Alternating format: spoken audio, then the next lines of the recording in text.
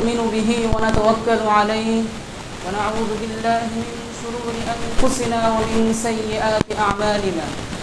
من يهده الله فلا مضل له ومن يضلله فلا هادي له، وأشهد أن لا إله إلا الله وحده لا شريك له، وأشهد أن محمدا عبده ورسوله صلى الله تعالى عليه وعلى آله وصحبه ومن تبعهم بإحسان إلى يوم الدين. أما بعد، فقد قال الله سبحانه وتعالى في كلامه المجيد بعد أن أقول أعوذ بالله من الشيطان الرجيم. بسم الله الرحمن الرحيم. والقرآن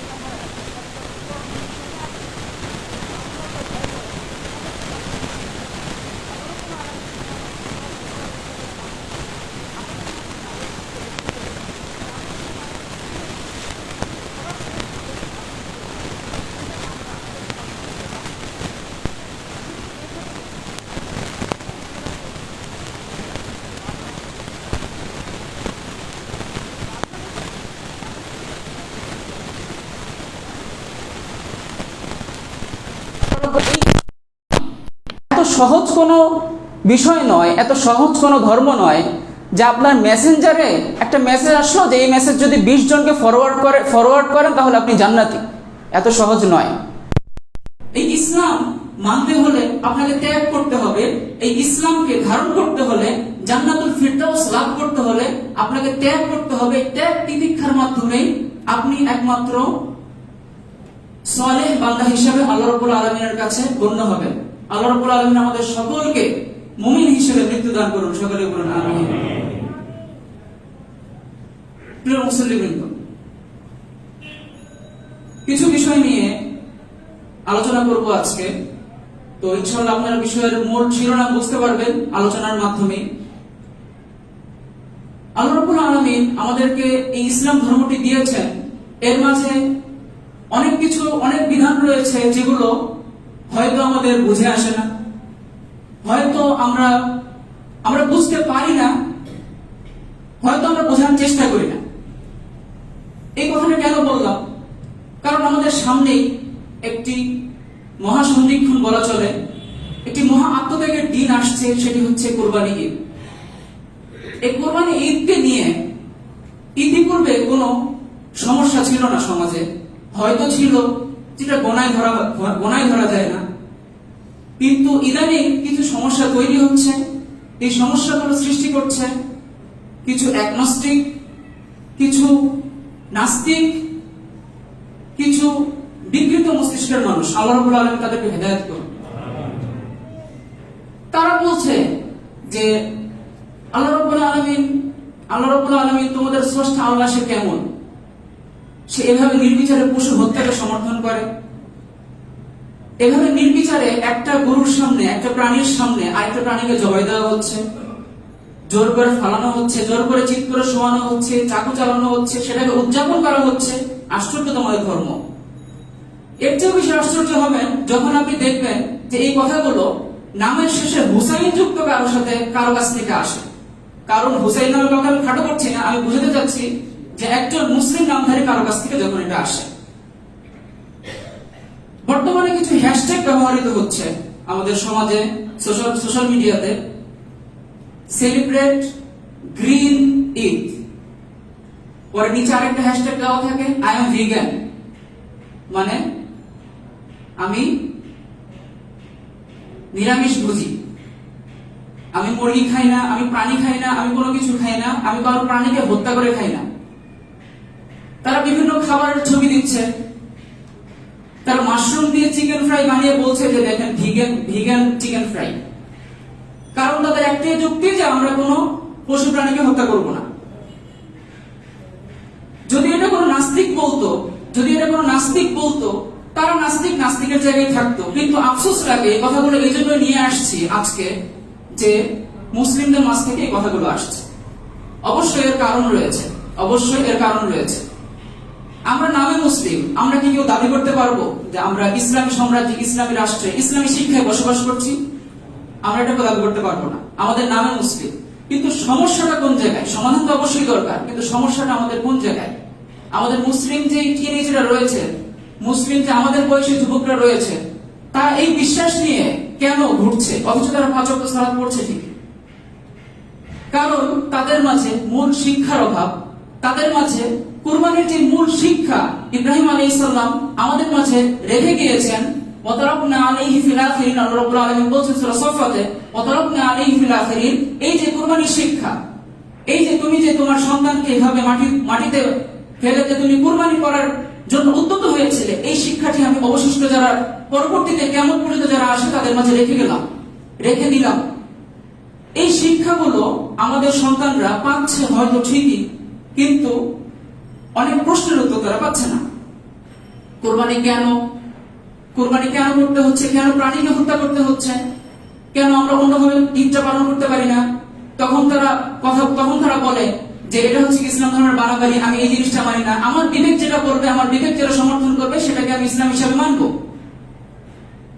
তারা আফাতুমিনুনা বিবাদিল কিতাবি ওয়া তাকফুরুনা বিবাদ, সূরা বাকারাতে আল্লাহ রাব্বুল আলামিন বলছেন বনী ইসরাইল জাতিকে সম্বোধন করে, আফাতুমিনুনা বিবাদিল কিতাবি ওয়া তাকফুরুনা বিবাদ, তোমরা কি কিতাবের অর্থাৎ আল কোরআনের অথবা যে ধর্মগ্রন্থ যেই যুগে এসেছে সেই কিতাবে আফাতুমিনুনা বিবাদিল কিতাব ওয়া তাকফুরুনা বিবাদ, তোমরা কি কিতাবের কেউ অংশের প্রতি ঈমান আনছো আর কিছু অংশের প্রতি কুফরি করছো? এই বনি ইসরাইলের এই সমস্যাটা আমাদের বর্তমান প্রজন্মের মুসলিম সন্তানদের মাঝে এসে গিয়েছে। প্রিয় মুসলিমবৃন্দ, আজকে থেকে প্রায় 5000 বছর পূর্বে, 5000 এর বেশি বছর পূর্বে, আল্লাহ রাব্বুল আলামিন ভালো জানেন, তখন মরুর বুকে আপনারা যারা সমুদ্র দেখেছেন, সমুদ্রের যদি বিচ দাঁড়িয়ে থাকেন তাহলে দেখবেন যে শেষ প্রান্ত দেখা যায় না, ধুধু সমুদ্র। যেহেতু পৃথিবী গোল সেহেতু দেখা যাচ্ছে যে চলতেই আছে, এভাবে নিচের দিকে নেমে গিয়েছে। সেরকম একটি মরুভূমির প্রান্তরে নানা নানা পাহাড় আশেপাশে, যেখানে ঘুণাক্ষরেও কেউ বিশ্বাস করবে না, ঘুণাক্ষরেও কেউ ধারণা করবে না যে এখানে একটা স্থায়ী জনপদ তৈরি হতে পারে, স্থায়ী জনপদ তৈরি হতে পারে। আরবের মধ্যে তখন এক শ্রেণী ছিল যাযাবর, যাদেরকে আমরা বেদুইন হিসেবে জানি, তাদেরকে আরবিতে বলা হয় আরবি। এই বেদুইনরা কি করতো? যাযাবর কেন বলা হয়? কারণ তাদের কোনো স্থায়ী জনপদ ছিল না। আরবের যেখানে সবুজ সেখানেই তারা, যেখানে খাবার পেত মৌসুম বাই মৌসুম সেখানে চলাচল করত। তো এই আরবের এরকম একটি নানা মরুভূমিতে, তৃণলতাহীন একটি মরুভূমিতে দুজন আল্লাহর প্রিয় বান্দা একটি ঘর তৈরি করার কাজে নামলেন। যদি কোনো পথিক পাশে দিয়ে যায়, আজকেও মনে করেন, আজকেও যদি একটা ধুধু মরুভূমিতে কেউ একটা বিল্ডিং তৈরি করে, যদি কোনো পথিক পাশে দিয়ে যায় তাহলে সে তাদেরকে বোকা করবে যে একটা জনপদ বাদে তুমি এখানে আলাদা কেন একটা বিল্ডিং তৈরি করছো। কিন্তু সেখানে ওই আরবের ধুধু মরুভূমিতে দুজন আল্লাহর বান্দা একমাত্র আল্লাহ রাব্বুল আলামিনের নির্দেশে সেখানে একটি ঘর নির্মাণের কাজে নেমে পড়লেন। এই ঘরটি হচ্ছে বাইতুল্লাহ কাবা। আল্লাহ রাব্বুল আলামিন আমাদের সকলকে সেই বাইতুল্লাহ তাওয়াফ করার তৌফিক দান করুন, সকলে বলুন আমিন। তো সেই দুজন হচ্ছে কে? ইব্রাহিম আলাইহিস সালাম এবং ইসমাঈল আলাইহিস সালাম। তো ইব্রাহিম আলাইহিস সালামের জন্ম হচ্ছে কলেটীয় সাম্রাজ্যের যে মূর্তি পূজারীরা ছিল তাদের মাঝে, তাদের একটা পুরোহিতের ঘরে তার জন্ম। তো তিনি সবকিছু ত্যাগ করে, সবকিছু ছেড়ে এই ধুধু প্রান্তরে এসে একটি ঘর বানাচ্ছেন। কেউ তার এই লজিকটা বিশ্বাস করতে পারছিল না। কিন্তু আমাদের যে নবী রাসূলগণ রয়েছেন তারা সকলেই কিন্তু আল্লাহ রাব্বুল আলামিন যা বলেছেন তাই মেনেছেন। ইব্রাহিম আলাইহিস সালামও যা বলেছেন তাই মেনেছেন। কিন্তু ইব্রাহিম আলাইহিস সালামের ঈমান আনার বিষয়টি একটু ধারাবাহিক ক্রম অনুযায়ী ছিল। ইব্রাহিম আলাইহিস সালামের মনে ঈমানের গাঁথনিটা এত দৃঢ়ভাবে গেঁথেছে অনেক প্রশ্নের উত্তরে। ইব্রাহিম আলাইহিস সালাম যখন সূর্যকে দেখলেন, হাদা রব্বি, এ আমার রব, যখন দেখলেন যে দিন শেষে সূর্য ঢলে যাচ্ছে, অস্তমিত হচ্ছে, লা উহিব্বুল আফিলিন, যারা নিঃশেষ হয়ে যায়, যারা অস্তমিত হয়ে যায় তাদেরকে আমি ভালোবাসি না। এরকম পরীক্ষা ক্রম অনুযায়ী ইব্রাহিম আলাইহিস সালামের মনে যৌক্তিকভাবে তিনি ঈমান আনলেন এবং তার ওই কাবার প্রান্তরে, কাবা যে তিনি গঠন করেছেন আল্লাহ রাব্বুল আলামিনের নির্দেশে, সেটিও ছিল যৌক্তিক। তার উপর এই কথাগুলো কেন বলছি আপনারা একটু পরে ইনশাআল্লাহ বুঝতে পারবেন। এখন ইব্রাহিম আলাইহিস সালাম সেখানে যখন কাজ করছিলেন, কাজ করতে করতে যখন তার হাত চলছিল, ইসমাঈল আলাইহিস সালাম সাথে ছিলেন, তখন তার মুখ কি চুপ ছিল? তার মুখ নিশ্চুপ ছিল না। তার মুখ দিয়ে দোয়া বের হচ্ছিল, দোয়া। তিনি দোয়া করছিলেন, হে আল্লাহ রাব্বুল আলামিন, রব্বানা ওয়াবআথ ফীহিম রাসূলাম মিনহুম ইয়াতলু আলাইহিম আয়াতিকা ওয়া ইউআল্লিমুহুমুল কিতাবা ওয়াল হিকমাতা ওয়া ইউযাক্কিহিম ইন্নাকা আনতাল আজিজুল হাকীম। তিনি পরবর্তী প্রজন্মের জন্য দোয়া করে যাচ্ছিলেন যে হে আল্লাহ, তাদের মাঝে এমন এক নবী, এমন এক রাসূল প্রেরণ করো যে তোমার আয়াত তেলাওয়াত করবে, তোমার হিকমত তেলাওয়াত করবে। তিনি কে? মুহাম্মদুর রাসূলুল্লাহ সাল্লাল্লাহু আলাইহি ওয়াসাল্লাম। ইব্রাহিম আলাইহিস সালামকে বলা হয়, ইব্রাহিম আলাইহিস সালাম আল কুরআনে দেখবেন আল্লাহ রাব্বুল আলামিন বলছেন, ইন্না ইব্রাহিমা কানা উম্মাতান কানিতান লিল্লাহি হানিফা।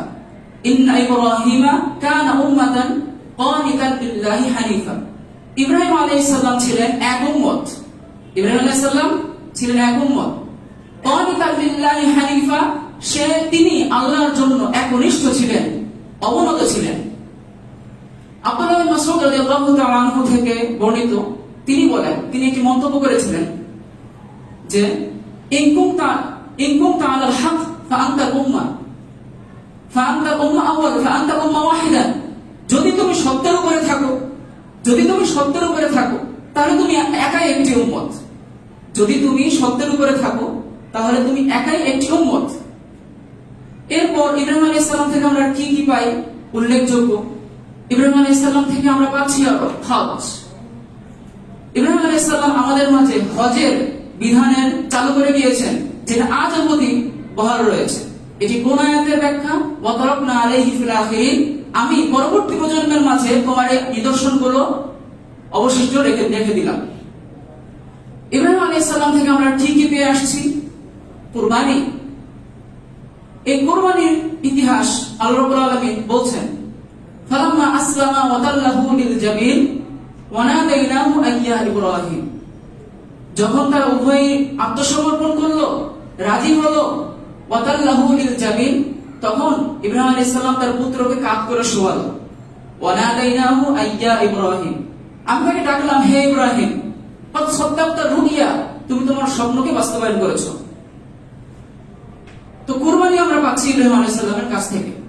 তো এই কথাগুলো, তথ্যগুলো আপনাদের সামনে কেন উপস্থাপন করলাম? ইব্রাহিম আলাইহিস সালামের এই যে এত ক্রিটিসিজম, এত কিছু সত্ত্বেও তিনি যে সকলের যুক্তির বাহিরে গিয়ে কাবা নির্মাণ করলেন। ইব্রাহিম আলাইহিস সালাম যে একটা বিশাল উম্মতের জন্য দোয়া করে গেলেন। ইব্রাহিম আলাইহিস সালাম যে আমাদের জন্য দোয়া করে গেলেন, আমাদের স্থিতিশীলতা, আমাদের রিজিকের ব্যবস্থার জন্য দোয়া করে গেলেন। ইব্রাহিম আলাইহিস সালাম যে তার নিজ সন্তানকে, সবচেয়ে কাছের যে সন্তান, সে ইসমাইল আলাইহিস সালামকে যে তিনি আল্লাহর নির্দেশে শোয়ালেন, এটা কেন? একমাত্র উদ্দেশ্য আল্লাহ রাব্বুল আলামিনের সন্তুষ্টি, আল্লাহ রাব্বুল আলামিনের আদেশ বাস্তবায়ন। এখন আসি আরেকটি পয়েন্ট।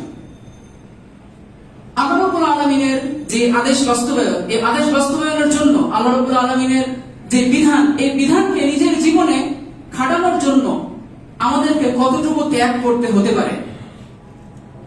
আমাদের প্রতি আল্লাহ রাব্বুল আলামিনের অনেক দয়া যে আমাদেরকে, আমাদের সন্তানকে আল্লাহ রাব্বুল আলামিনের জন্য কুরবানি করতে হয় না। আমাদেরকে আমাদের একদম খুবই প্রিয় বস্তুকে কুরবানি করতে হয় না। আল্লাহ রাব্বুল আলামিন আমাদের সাধ্য অনুযায়ী আমাদের উপর কুরবানির বিধান চালু করে দিয়েছেন। কিন্তু কুরবানির মূল উদ্দেশ্যটি কি ছিল? আমাদের কি আল্লাহ রাব্বুল আলামিন কি পশু চান? আল্লাহ রাব্বুল আলামিন কি পশুর রক্ত চান? যারা বলছে যে কুরবানি কেন করছো তোমরা, কুরবানি কেন এত রক্ত প্রবাহিত করছো, আল্লাহ রাব্বুল আলামিনের এখানে উদ্দেশ্যটা কি ছিল? লা ইয়ানালুল্লাহা দুহুমুহা ওয়ালা দিমাউহা ওয়ালাকিন ইয়ানালুহু তাকওয়া মিনকুম। লা ইয়ানালুল্লাহা দুহুমুহা, আল্লাহর কাছে এই কুরবানির প্রাণীর গোশত পৌঁছায় না। ওয়ালা দিমাউহা, তার রক্ত পৌঁছায় না। ওয়ালাকিন ইয়ানালুহু তাকওয়া মিনকুম, কিন্তু তোমাদের পক্ষ থেকে যে তাকওয়া, সেই তাকওয়াটাই সেখানে আল্লাহ রাব্বুল আলামিনের কাছে পৌঁছায়। তাকওয়া আমরা মুখে মুখে অনেকভাবে বলি, তাকওয়া মানে আল্লাহর ভয়, কিন্তু তাকওয়ার ভাষাগত দিক থেকে একটি মজাদার দিক রয়েছে। ভয়ের জন্য আরবিতে আরেকটি শব্দ রয়েছে, সেটি হচ্ছে আল খাউফ। আল খাউফ আরবিতে অনেক প্রতিশব্দ থাকে। এই প্রতিশব্দ কখনো এভাবে বলা যাবে না যে সবগুলোর উদ্দেশ্য একই, অর্থ কাছাকাছি হলেও সূক্ষ্ম কিছু পার্থক্য থেকেই যায়।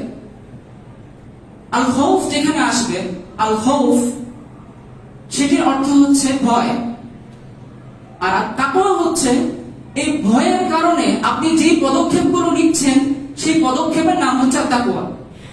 যেমন মনে করুন, আপনি কিয়ামতের আলোচনা শুনলেন, তখন আপনার মনে ভয় জাগলো, আপনি নিয়মিত হয়তো নামাজ পড়েন না, কিন্তু এখন এই ভয়ে আপনি আল্লাহ রাব্বুল আলামিনকে সন্তুষ্ট করার উদ্দেশ্যে নিয়মিত ফরজ সালাতগুলো আদায় শুরু করবেন। এটা হচ্ছে তাকওয়ার পরিচয়। ঠিক তেমনি ভাবে এই কথাটি কেন বললাম, যে আল্লাহ রাব্বুল আলামিন আমাদেরকে যে কুরবানির করার বিধান আমাদের উপর চালু করেছেন, তিনি যে আমাদেরকে বললেন যে গোশত এবং রক্ত পৌঁছায় না, তাকওয়াটাই পৌঁছায়। এই তাকওয়া থেকে আমাদেরকে বুঝতে হবে যে আল্লাহ রাব্বুল আলামিনকে আমাদের উপর কুরবানি করতে বলেছেন, আমাদেরকে কুরবানি করতে হবে, এবং যে পদ্ধতিটা, সেই পদ্ধতিটা আল্লাহ রাব্বুল আলামিন আমাদেরকে শিখিয়ে দিয়েছেন। অর্থাৎ আল্লাহ রাব্বুল আলামিন যেভাবে কুরবানি করতে বলেছেন, যে বস্তুকে কুরবানি করতে বলেছেন, যে প্রক্রিয়া কুরবানি করতে বলেছেন, সেভাবেই কুরবানি করতে হবে। একটি উসুল রয়েছে, সম্পূর্ণ শরীয়ত গবেষণা করার পর উসুলবিদগণ, উসুলুল ফিকহ শাস্ত্রবিদগণ একটি উসুল দাঁড় করিয়েছেন যে আল ইবাদাতু তাওয়াক্কুফ, ইবাদত হচ্ছে কি তাওয়াক্কুফ, মানে যেভাবে শরীয়তে এসেছে ঠিক সেভাবেই আমাকে পালন করতে হবে। সুতরাং ইবাদতের মাঝে যদি আমি কোনো হেরফের করি, ইবাদতের মাঝে যদি কোনো আমি পরিবর্তন নিয়ে আসি, সেটি বিদআত বলে গণ্য হবে। রাসূলুল্লাহ সাল্লাল্লাহু আলাইহি ওয়াসাল্লাম বলেছেন সহিহ মুসলিমে, কুল্লু বিদআতিন দালালা, প্রত্যেকটি বিদআতই হচ্ছে পথভ্রষ্টতা, কুল্লু দালালাতিন ফিন্নার, আর প্রত্যেকটি পথভ্রষ্টতার স্থান হবে জাহান্নামে। প্রিয় মুসলিমবৃন্দ, এখন যেই ভাইয়েরা অথবা ভাই বলবো, কারণ তারা এখন আমাদের কালেমার মুসলিম, তারাও কালেমা করেন, আমরাও কালেমা করি, অথবা যে নাস্তিকরা বলে থাকে যে কেন তোমরা এটা করছো, কেন কুরবানি তোমরা এভাবে করছো, কেন তোমরা এভাবে কুরবানি করছো, তোমরা তো এই টাকাটা, এমনকি একজন এটাও বলেছেন যে এই কুরবানির টাকা দিয়ে অক্সিজেন সিলিন্ডার কিনে দিলেও তো পারে। এখন অনেক অসুস্থ রোগী রয়েছে, ঠিক সেই ব্যক্তি ফেসবুকে টাইমলাইন ঘাটতে গিয়ে আপনি দেখবেন যে সে কয়েকদিন আগে আইফোন 12 প্রো ম্যাক্স কিনেছে। তো সেই টাকাটা সে অক্সিজেন সিলিন্ডারে দিতে পারলো না, সে চাইলেই পারত। এগুলো হচ্ছে আমাদের সমাজের ডাবল স্ট্যান্ডার্ড, দুমুখ মানুষ। দোয়া করি তারা যদি মুসলমান হয়ে থাকে, আল্লাহ রাব্বুল আলামিন তাদেরকে হিদায়াত করুন, সঠিক পথে নিয়ে আসুন। প্রিয় সুধী, যেটি বলছিলাম, আমাদেরকে আল্লাহ রাব্বুল আলামিন বলেছেন যেভাবে কুরবানি করার আমরা সেভাবে করব। এখন আরেকটি কথা বলি যে এখন ওই যে একজন মুসলিম সেই যে হ্যাশট্যাগ ব্যবহার করে একটি পোস্ট ছেড়েছিলেন, সে একটি প্ল্যাকার্ড নিয়েছিলেন যে সেলিব্রেট গ্রিন ঈদ, যে সবুজ ঈদ উদযাপন করুন, মানে ঈদের দিন আপনারা শাকসবজি খান, এরকম একটা বিষয়। তো সেখানে কয়েকদিনই ভাই কমেন্ট করেছিলেন যে তার বিরুদ্ধে কথা বলেছেন দিনী ভাই হিসেবে, যে গাছপালারও তো সেন্স রয়েছে, গাছপালাও তো জীবন রয়েছে, আমরা তো বলি গাছপালার জীবন রয়েছে।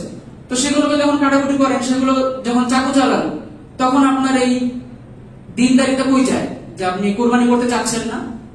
তখন তার সমর্থনে ওই মুসলিম লোকটা যে কুরবানিকে অস্বীকার করছে, কুরবানির প্রতি কুফরি ধারণা পোষণ করছে, তার সমর্থনে তাকে ডিফেন্ড করার জন্য বহু হিন্দু তার পক্ষে কথা বলা শুরু করলো যে ভাই তুমি যা বলেছো ঠিক বলেছো। এই হচ্ছে আমাদের সমাজের পরিস্থিতি। বিশ্বাস করবেন না, আপনার আশেপাশে অনেক লোক রয়েছে এরকম, যারা মনে মনে ধারণা পোষণ করে হয়তো সমাজের চাপে কুরবানির মাঠে গিয়ে দাঁড়িয়ে থাকে, কিন্তু এই বিষয়টি খুবই মারাত্মক। এখন কথা হচ্ছে যে আল্লাহ রাব্বুল আলামিন গাছপালা, শাকসবজি এগুলো আমাদের জন্য খাওয়াকে হালাল করেছেন। উহিল্লা লাকুমুত তাইয়্যিবাত, সূরা মাইদাতে আল্লাহ রাব্বুল আলামিন বলেছেন তিনি তোমাদের জন্য উত্তম বস্তুগুলো হালাল করে দিয়েছেন। তিনি যেভাবে আমাদের জন্য এগুলো হালাল করেছেন, ঠিক সেই সত্তায় সেই আল্লাহ রাব্বুল আলামিনই আমাদের জন্য এই কুরবানিকে হালাল করেছেন, এবং কি অনেকের মতে, অনেক ফকিহগণের মতে কুরবানি করা সামর্থ্যবানের উপর ওয়াজিব। আমি এখানে ফতোয়া দিচ্ছি না, আমি একটি মত উল্লেখ করলাম। অনেক সামর্থ্যবান যারা রয়েছে তাদের উপর কুরবানি করা ওয়াজিব, অনেক ফকির এটা মত। আল্লাহ রাব্বুল আলামিনই আমাদেরকে বলেছেন কুরবানি করতে। এখন কুরবানির প্রাণী যখন আপনি শোয়াবেন কাঁধ করে, যখন আপনি বিসমিল্লাহ বলে জবাই করতে উদ্যত হবেন, তখন আপনি কার আদেশ বাস্তবায়ন করছেন? আল্লাহ রাব্বুল আলামিন। যখন শোয়াবেন, যখন আপনি চাকু চালাবেন তার উপরে, ধারালো চাকু নিয়ম মেনে, তখন সেই কুরবানির প্রাণীটি আসলে কষ্ট পায় নাকি সে রবের উদ্দেশ্যে উৎসর্গিত হচ্ছে? একমাত্র আল্লাহ রাব্বুল আলামিনের উদ্দেশ্যে। সৃষ্টি আল্লাহ রাব্বুল আলামিনের, বিধান আল্লাহ রাব্বুল আলামিনের। এই পৃথিবীতে যদি শান্তি কায়েম করতে হয়, এই পৃথিবীতে যদি শৃঙ্খলা নিয়ে আসতে হয়, তাহলে তাহলে একমাত্র আল্লাহ রাব্বুল আলামিনের বিধান, আল্লাহ রাব্বুল আলামিনের শাশ্বত বাণী প্রচার করা এবং নিজের জীবনে দুনিয়া থেকে মৃত্যু পর্যন্ত জীবনের প্রতিটি স্তরে ধারণ করার মাধ্যমে সেটা একমাত্র সম্ভব। আল্লাহ রাব্বুল আলামিন আমাদের সকলকে দিন বুঝে, দিন মনে প্রাণে, শুধু শুধু পড়লাম বাবার চাপে মায়ের চাপে মেনে নিলাম, বিষয়টি এমন না। মনে প্রাণে আমাদেরকে মেনে নেওয়ার তৌফিক দান করুন, সকলে বলুন আমিন। আল্লাহ রাব্বুল আলামিন আমাদের যুবক জাতিদেরকে ইসলামের জন্য কিছু করার তৌফিক দান করুন, সকলে বলুন আমিন। ওয়া আখিরু দাওয়ানা আলহামদুলিল্লাহি রাব্বিল আলামিন। আকুলু কওলি হাযা আস্তাগফিরুল্লাহ লি ওয়া লাকুম ওয়া লিসাইরিল মুসলিমিনা মিন কুল্লি যামবিন ফাস্তাগফিরুহু ওয়া আতুবু ইলাইহি ইন্নাহু হুয়াল গফুরুর রহিম।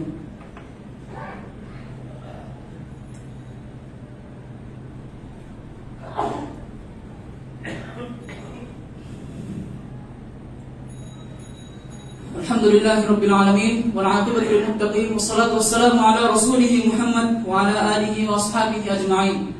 فقد قال الله سبحانه وتعالى في كلامه المجيد: أعوذ بالله من الشيطان الرجيم، بسم الله الرحمن الرحيم، والعصر إن الإنسان لفي خسر إلا الذين آمنوا وعملوا الصالحات وتواصوا بالحق وتواصوا بالصبر।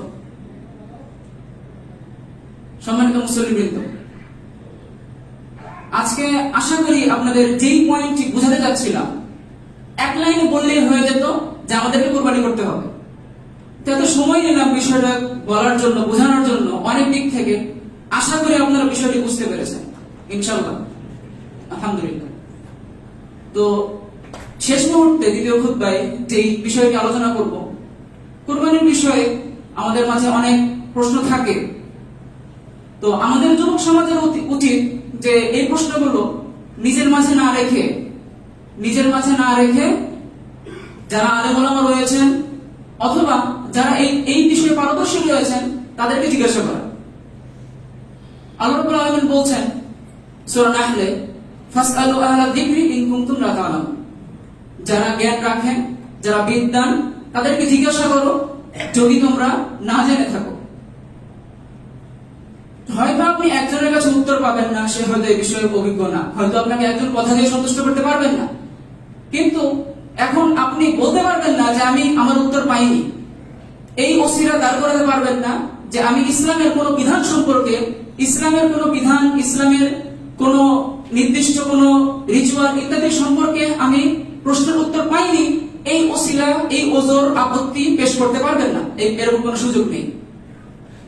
এখন বর্তমানে জ্ঞান বিজ্ঞানের, এখন বর্তমানে আপনার আশেপাশে যত আলেম ওলামা রয়েছে, আল্লাহ রাব্বুল আলামিন ইতিপূর্বে আর ছিল না। এখন আলহামদুলিল্লাহ প্রতি 10 ঘরের মধ্যে 3 থেকে 4 ঘরে ইসলাম সম্পর্কে ধারণা রাখার লোক রয়েছে। এমনকি যে সাধারণ ডক্টর, এমনকি যে সাধারণ পুলিশে চাকরি করে, সেই ইসলামের মৌলিক বিষয় সম্পর্কেও ভালো জানে।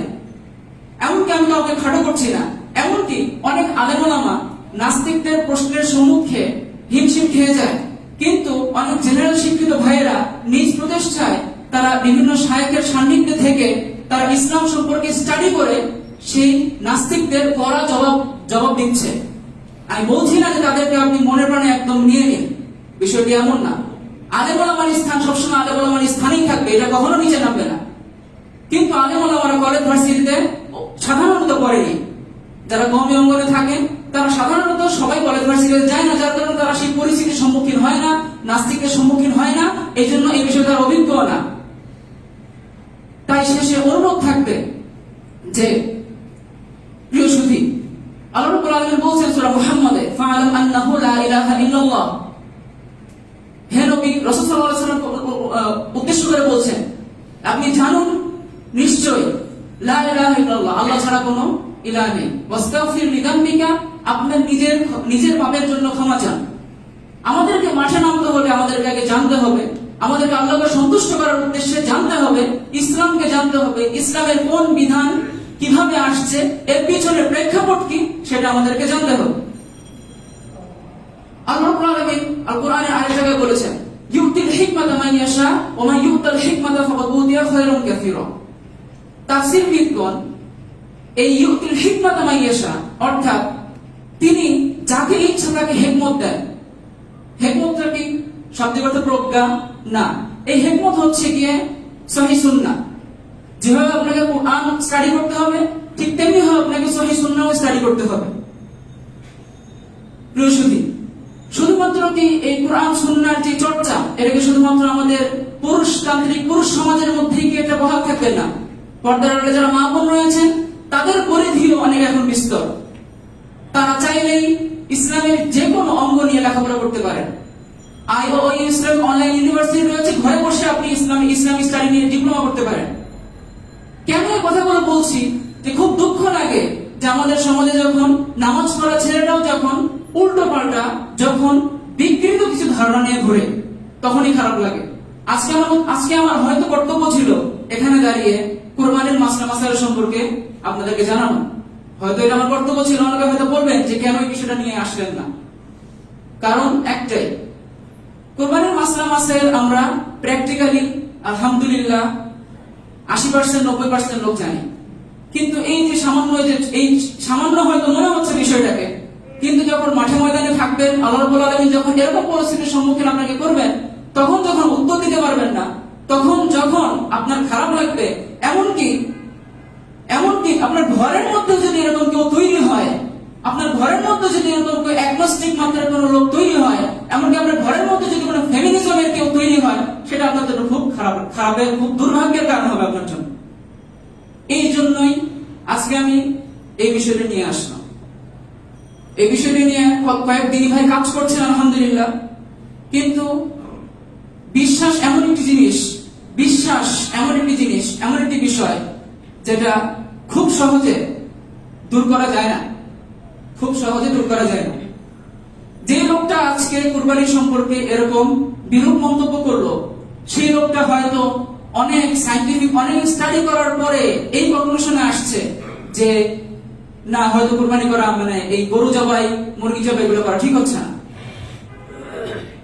তাদেরকে যদি বুঝাতে হয়, তাহলে আপনাকে সেই রকম সামর্থ্য নিয়ে যেতে হবে যেরকম সামর্থ্য থাকা দরকার।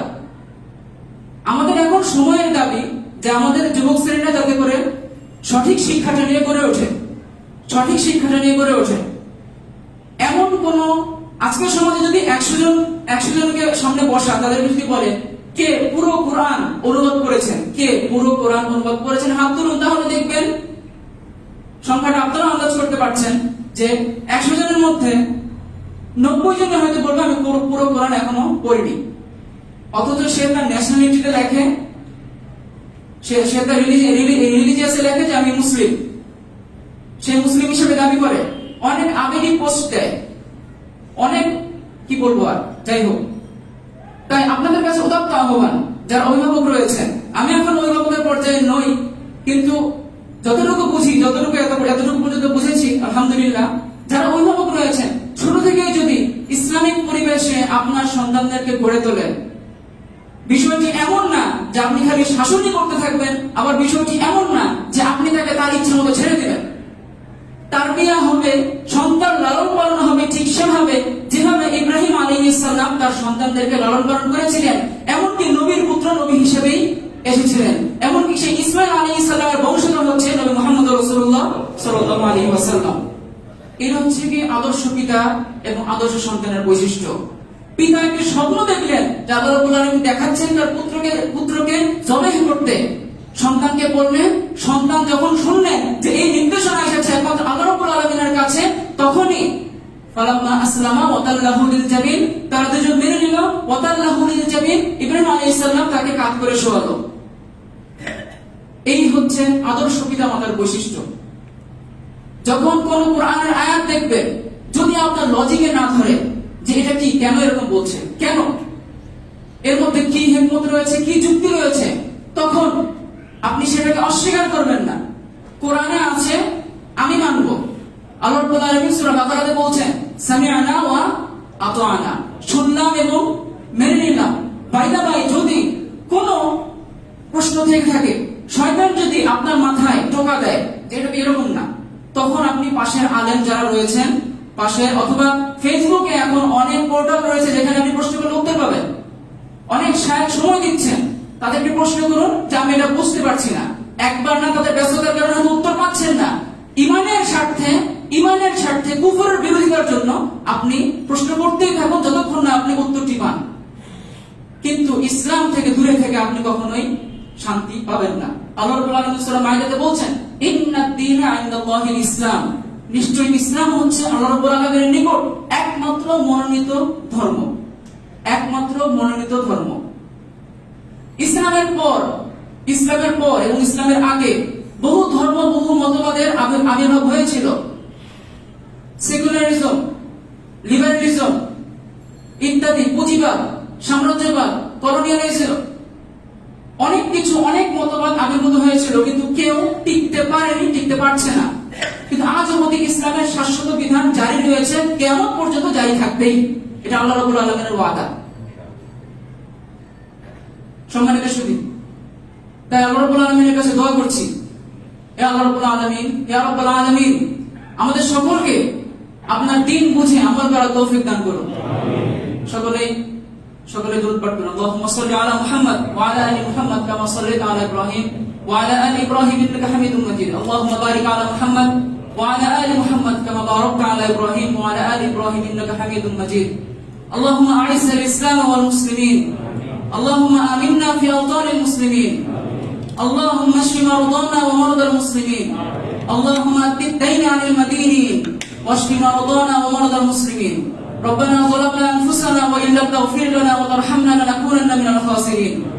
يا إله العالمين, আমাদের সকলকে ইসলামকে মনে প্রাণে বুঝে আমল করার তৌফিক দান করুন। ইয়া ইলাহুল আলামিন, আমাদের সন্তানদেরকে ইসলামী শিক্ষায়, প্রকৃত সুশিক্ষায়, প্রকৃত সুসভ্য হয়ে এই সমাজের নেতৃত্বের স্থানে নিয়ে আসুন। ইয়া ইলাহুল আলামিন, আমাদেরকে ঈমানের সহিত মৃত্যু দান করুন। রব্বানা আতিনা ফিদ দুনিয়া হাসানাহ ওয়া ফিল আখিরাতি হাসানাহ ওয়া কিনা আযাবান নার। ইবাদাল্লাহ রাহিমাকুমুল্লাহ, ইন্নাল্লাহা ইয়া'মুরু বিল 'আদলি ওয়াল ইহসান ওয়া ইতা'i যিল কুরবা ওয়া ইয়ানহা 'আনিল ফাহশা'i ওয়াল মুনকারি ওয়াল বাগyi ইয়া'iযুকুম লা'আল্লাকুম তাযাক্কারুন। ফাযকুরুনি আযকুরকুম ওয়াশকুরু লি ওয়া লা তাকফুরুন।